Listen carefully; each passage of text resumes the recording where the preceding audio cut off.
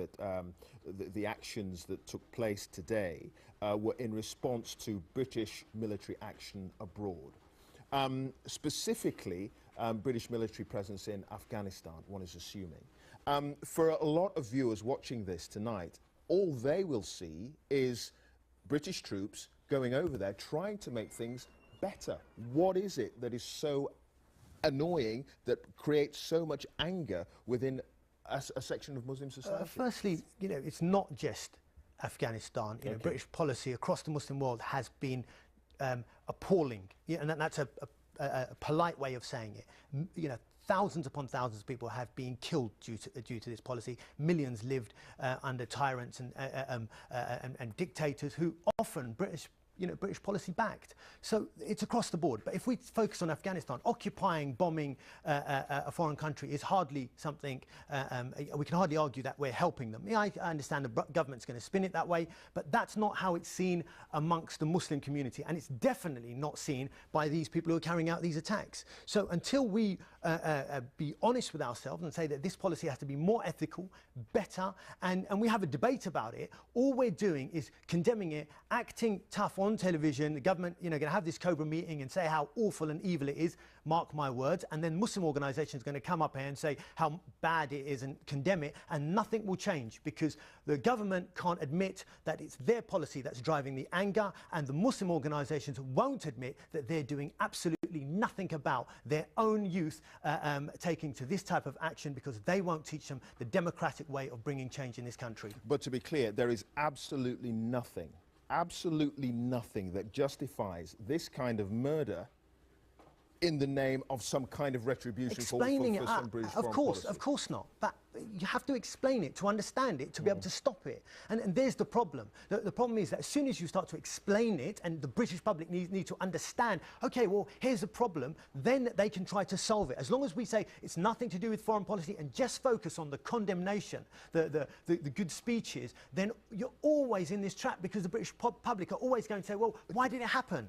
You're never going to be able to solve a problem if you don't know why it's occurring. I want you to be specific about the grievance and specific about what it is some Muslims believe is being perpetrated in an appalling way by the British, whatever their foreign policy is, abroad. Be specific for me. Let us look across the Muslim world, whether it's in Afghanistan an occupation is happening, whether it was the killing of millions of people in Iraq due to a war that Britain participated. Whether if we go back sometime, the Palestine issue, it didn't happen yesterday. This policy of Britain interfering and subjecting millions of Muslims to really appalling way of life has spanned decades. But as I say, viewers watching this, all they will see is British troops dying in Afghanistan in an attempt to make the place a better place. Well, I mean, are you saying that is all spin? Absolutely. It's not all spin. Perhaps I'm sure some of those soldiers that go there believe that. But do the policymakers honestly believe it? And do the Muslims in particular believe it? No. Millions and millions of people are suffering because of the people that they've got to live under, often backed by Britain and other Western countries, and directly suffering because of the occupations and wars that are being perpetrated within the Muslim world. And the Muslim world, on the whole, is going through a radicalization process. When you live in an extreme situation, an extreme response will occur because of that situation. And there's the problem. What the narrative that's out there, often pushed by the government, and hopefully they won't be able to deny it now, because these bombers have actually said it quite clearly why they've done it, right? Is that it's a hate preacher. It's some crazy person who hates freedom. It's nothing to do with that. It's a political problem, and only a political solution is going to solve this. Okay. If you just bear with me for 2 seconds, I'm just going to read out for our viewers a statement from Help for Heroes. It had been suggested that the man who died was a serving soldier, and he was wearing a Help for Heroes t-shirt when he was murdered. The statement reads, Help for Heroes is appalled to hear that a man believed to be a serving soldier has been brutally murdered in Woolwich today. We are desperately saddened to hear of this sickening attack and offer our thoughts and prayers to his family, colleagues and friends. So that a statement from Help for Heroes there. The operative word in that charity's title is heroes, and that is the view of the vast majority of people in this country. And I don't want to labour this point, but I just want to go back to the suggestion that for many people, British lives are being lost in Afghanistan and had been lost in Iraq in the name of trying to do some good. This is the general argument. You're saying that's a There's the problem. Right. You're absolutely right. In the name of something that is simply not true.